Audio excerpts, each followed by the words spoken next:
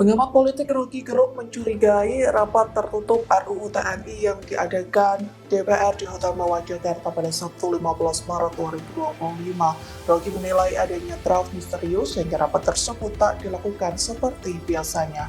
Dikutip dari Tribun Jakarta, hal itu disampaikan Rocky Gerung melalui channel YouTube pribadinya pada Sabtu 15 Maret 2025. Rocky menilai rapat tertutup itu menjadi bentuk inkonsisten terhadap efisiensi.